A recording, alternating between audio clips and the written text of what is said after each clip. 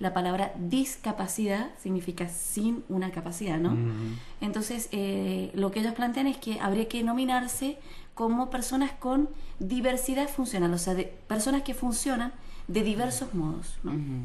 Lo de capacidades diferentes también estaba medio fuera de... Bueno, ya estos términos de capacidades diferentes, capacidades especiales, en realidad son eufemismos utilizados, claro. Nada más que con el objeto de reducir o querer esconder en realidad Pero una realidad existente, ¿no? Fue en los 90 que se usó eso. Y todavía vos lo escuchás en los medios de comunicación, sí, claro, frecuentemente, sobre es todo, un horror. utilizado como a los niños, digamos, niños especiales, Sí. niños con capacidades diferentes, Sí. que no sé, ¿no? ¿Cuál será esa capacidad diferente? Si será atravesar muros, volar, o ese tipo de cosas, ¿no?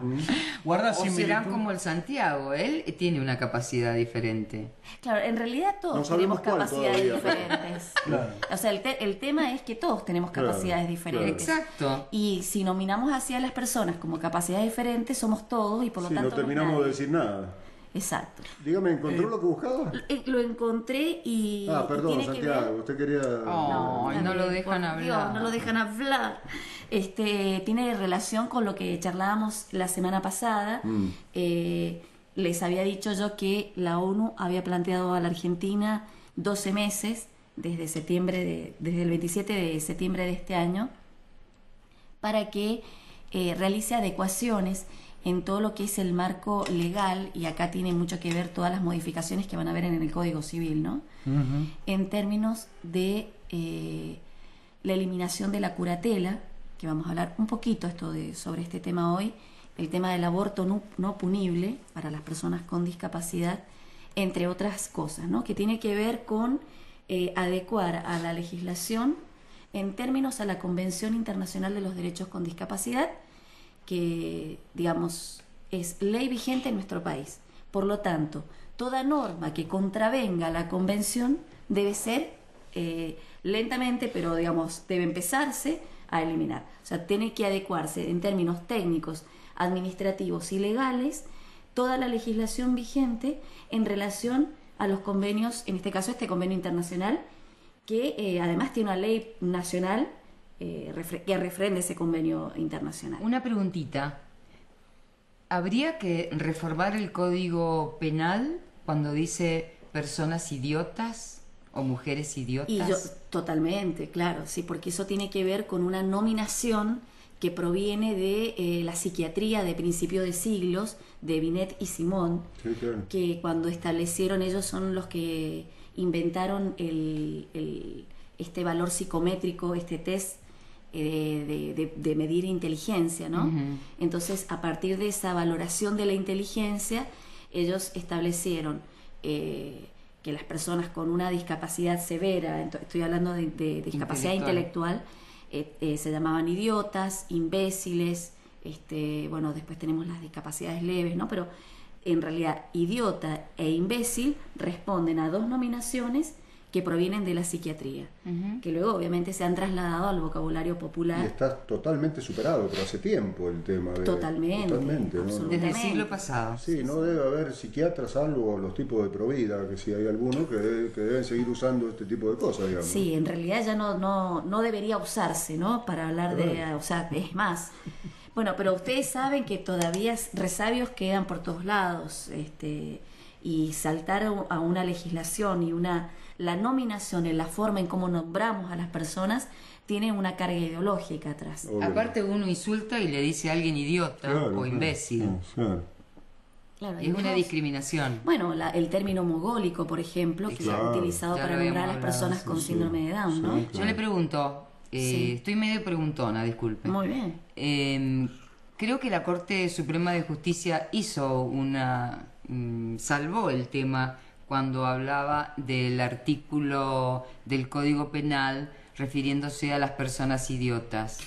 Te prometo que para la semana próxima lo voy a investigar. No lo tengo en ¿Vos este estás momento. hablando del fallo? No lo Del tengo. fallo. Sí, absolutamente.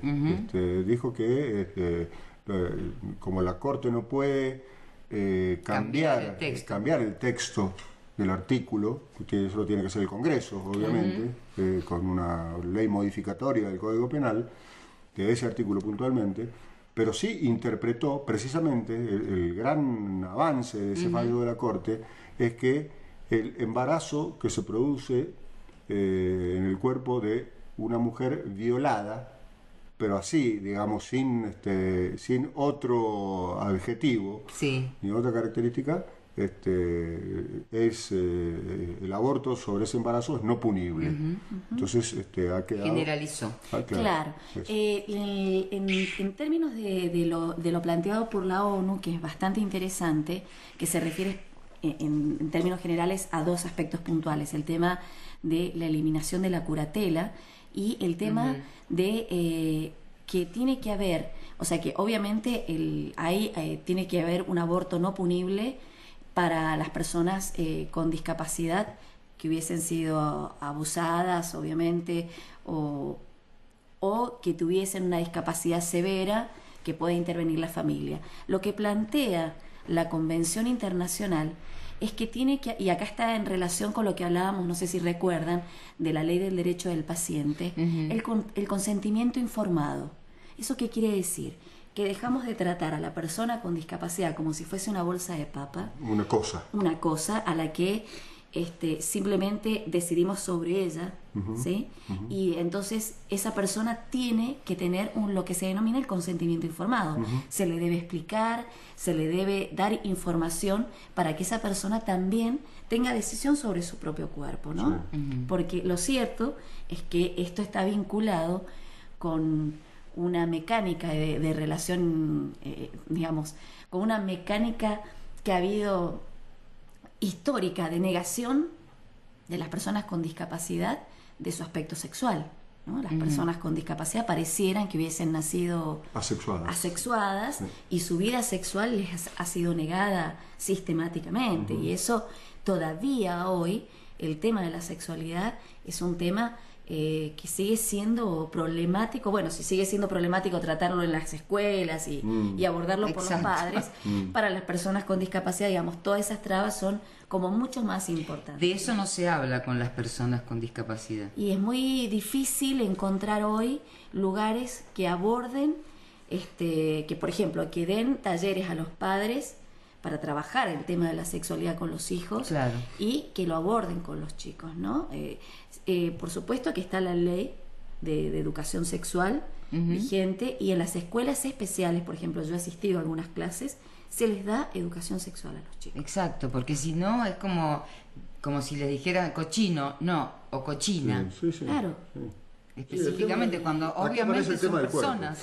Aquí aparece y los disciplinamientos del cuerpo, claro, ¿no? Los disciplinamientos del cuerpo, ¿no? Y yo estaba pensando cómo, haciendo una relación, lo que decía Julio y lo que decías vos, Alejandra, que hay esos términos idiota, imbécil, que son tan viejos, y él decía, bueno, hay gente que todavía lo sigue usando y que legislan o pretenden decir qué es lo que tienen que hacer los cuerpos de los otros, por supuesto. Y sobre todo de las otras. Y cómo hay, según este mismo concepto de estas personas, este criterio ideológico, la mujer y los discapacitados, los y las discapacitadas, son algo sobre lo que nosotros decidimos. Exacto. ¿Qué hay que hacer con su cuerpo? Son como dos categorías de discapacitados. Exactamente. Totalmente. Sí. Te pregunto... Aquí en términos de género, y esto está, digamos, desde la Organización Mundial de la Salud denunciado, que si hay personas, o sea, dentro de todas las personas que hay en riesgo en el mundo, ¿no?, que fundamentalmente son los niños y las mujeres, mujeres y niños con discapacidad son uno de los sectores más vulnerables en el mundo. Obviamente. Te pregunto si en relación a esta cuestión del aborto no punible, esta convención o ley internacional apunta a lo mismo que apunta el fallo de la Corte, a evitar precisamente lo que sucedió. La judicialización. Evitar la judicialización. En realidad, esto viene relacionado con el tema también de la curatela, ¿no? Son dos temas diferentes. Ustedes saben que durante muchísimo tiempo a las personas con discapacidad intelectual se les se les declaraba una incapacidad jurídica, ¿sí? Y entonces un tutor pasaba a decidir por esa persona. Entonces este es el proceso de la curatela. Lo que hacía que esa persona con discapacidad pasara a estar inhabilitada de por vida a ejercitarse como ciudadano en el mundo, ¿no? Bueno, en estos términos la convención lo que señala es que todas las personas, y en particular las personas con discapacidad, tienen derecho a vivir con los mismos riesgos con los que vivimos todos, ¿sí? Que le debemos dar la oportunidad, o sea, digo, no dar la oportunidad como, bueno, te dejo este espacio, sino se lo ha ganado. No por generosidad, propio, digamos. Claro. Las personas con discapacidad tienen derecho a elegir como cualquier otra persona, ¿no? Entonces, estuve hace poco tiempo participando de una charla sobre la capacidad jurídica de las personas y comentaba una persona ciega que fue al banco a realizar un trámite. Y bueno, no estaba toda una situación de que nadie sabía cómo atenderlo, porque si tenía que firmar, decía, pero perdón, yo estoy ciego, pero entiendo muy bien lo que me explican. Nadie le preguntó a él. Claro, entiendo muy bien lo que me explican. Yo sé qué trámite vengo a hacer y quiero hablar con una persona para hacer el asesoramiento. Y querían buscarle un tutor, o sea, por sobre su propia voluntad. Y esto es estamos hablando de 2012. Entonces, estas mecánicas son mecánicas que tienen que ver con una historia construida y digamos, y amurallada en torno de entender a las personas con discapacidad siempre en minoridad, ¿no? Como siempre como menores, en situación de minoridad. Entonces, por ejemplo, si es un joven o un adulto, hablamos de chicos. No, es un joven, es un adulto, no es un niño, ¿sí?